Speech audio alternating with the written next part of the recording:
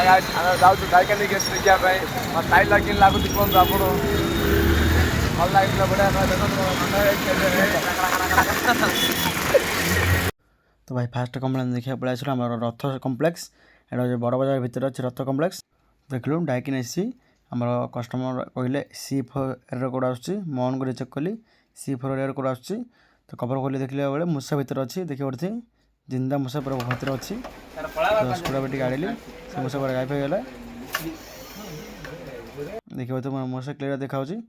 ତ ସେନ୍ସରଟା ପୁରା coil sensor କାଟି ଦେଇଛି ପୁରା ମାନେ C4 code means coil sensor. ତ ମୋ ପାଖରେ ଏକ୍ସଟ୍ରା ଗୋଟେ ନୂଆ କଏଲ୍ ସେନ୍ସର ଥିଲା ତାକୁ ପକାଇଦେଲି ଚଲେଇଲି ଫାର୍ଷ୍ଟ କ୍ଲାସ୍ କୁଲିଂ ଆସୁଛି କଭର ଭରିଦେଲି। ଚଲ ଯିବା ନେକ୍ସଟ କମ୍ପ୍ଲେନ୍। ଯେ ପୂର୍ବରୁ ଭୋକ ଲାଗୁଥିଲା ପ୍ରବଳ ଟିକେ ଦହି ପଖାଳ ଦାବିଦେଲୁ ପୁରା ପେଟ ଥଣ୍ଡା ମନ ଶାନ୍ତି। ସେ ଭାରି ଗୋଟେ ନେକ୍ସଟ କାମରେ ଗୋଟେ ଏସିର ବାଟା ସର୍ଭିସିଂ ହେବାର ଅଛି ଚାଲ ଯିବା। ତ ଫାଇନାଲି କଷ୍ଟମର ଘରେ ପହଞ୍ଚି ଗଲୁ। ହେଉଛି ଆମର LG ଏସିଟା ଏସି ସର୍ଭିସିଂ ହେବାର ଅଛି। ତ କଭର ଖୋଲି ଦେଖିଲୁ କୁଲିଂ କଏଲ୍ ବେଶୀ କିଛି ମଳା ନାହିଁ ବ୍ଲୋଅର୍ ପୁରା ଜାମ୍ ହେଇଅଛି ଚୌକ ହେଇଅଛି। କଏଲ୍କୁ ଟିକେ ପାଣି ମାରିଲା ପରେ କଏଲ୍ ଫର୍ମ ଆପ୍ଲାଏ କରିଦେଲି। ତ ମିନିମମ୍ 10ରୁ 15 ମିନିଟ୍ ଛାଡ଼ିବାକୁ ପଡ଼ିବ ଏମିତି। ତ ସେଥି ଭିତରେ ପଳେଇ ଆସିଲା ଇନଡୋର କଭର ଆଉ ଆଉଟଡୋର ସର୍ଭିସିଂ କରିବା ପାଇଁ।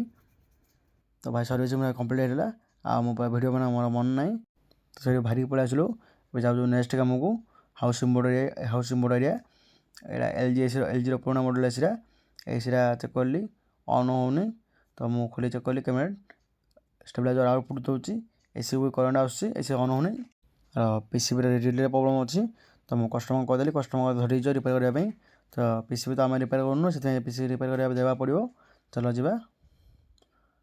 ସେ ବାହାରି ପଳେଇ ଆସିଲୁ ନେକ୍ସଟ କାମକୁ।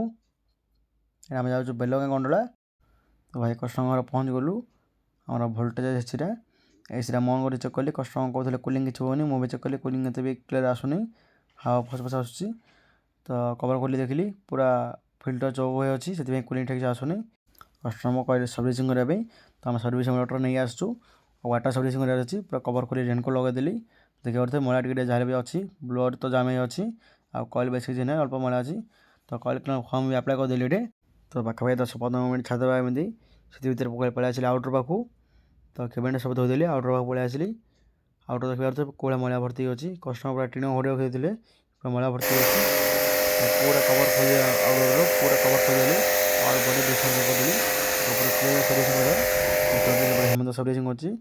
ମୁଁ ସର୍ଭିସ୍ ସରିଲା ପରେ ଇନଡ୍ରପ୍ ପଳେଇ ଆସିଲି। ଇନଡ୍ରପ୍ ପୁରା କ୍ଲିୟର ଟିକେ ବି କୋଉଠି ମଇଳା ନାହିଁ ପୁରା କଏଲ୍ ନୂଆ ହେଇଗଲା।